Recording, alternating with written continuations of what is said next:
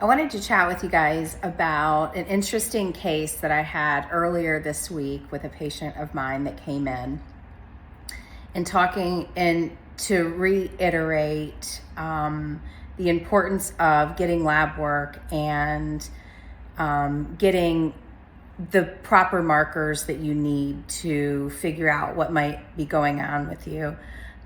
So I have this 20-something patient that came in, and she has Hashimoto's, hypothyroid, and also as I was looking at her numbers, I pulled a full panel and was looking at everything and noticed that there was something that kind of looked like maybe she had an iron deficiency anemia.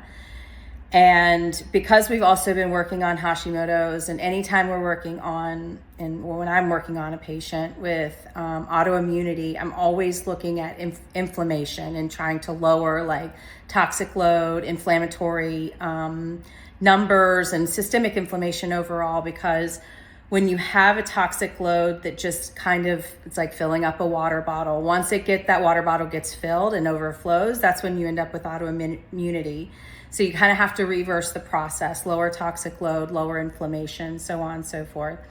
And that's how I often deal with patients. And so I don't pull full lab work or full panels every single time I run blood work on somebody. It just depends on what sometimes, maintenance stuff that we're checking every 3 months, or it'll be smaller panels, but then when I'm doing something either every 6 months or annually, they're much larger.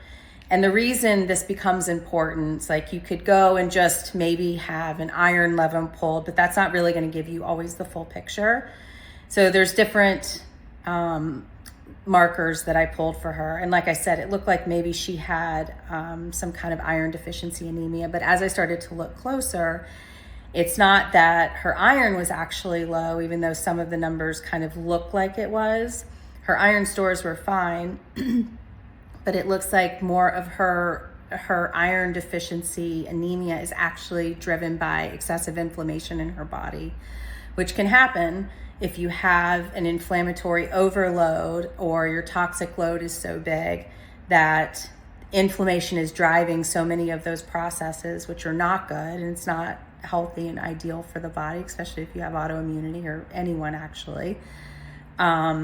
So it was just a great way to kind of reiterate to her, hey, listen, as we're trying to lower all of your systemic inflammation, it becomes really important. It's also driving these other systems to make them look like there's other issues. And it's still a system that has to be fixed because it throws things off. So you can have inflammation, and it's not just like you have systemic inflammation, but it can affect lots of other systems in the body. And so then you have to correct those too.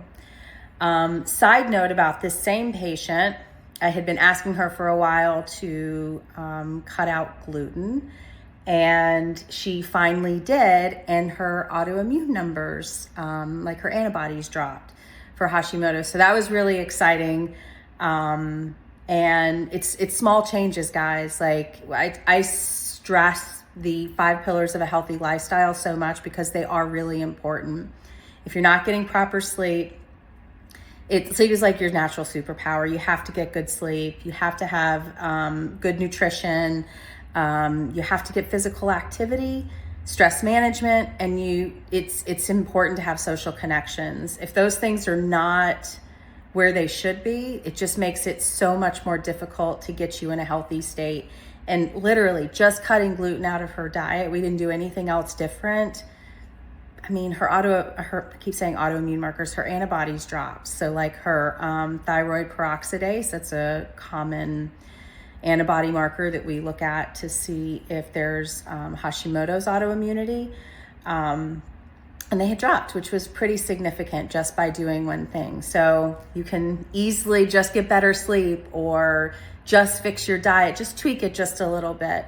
All that starts to lower the toxic load, which decreases inflammation, and voila, you feel better.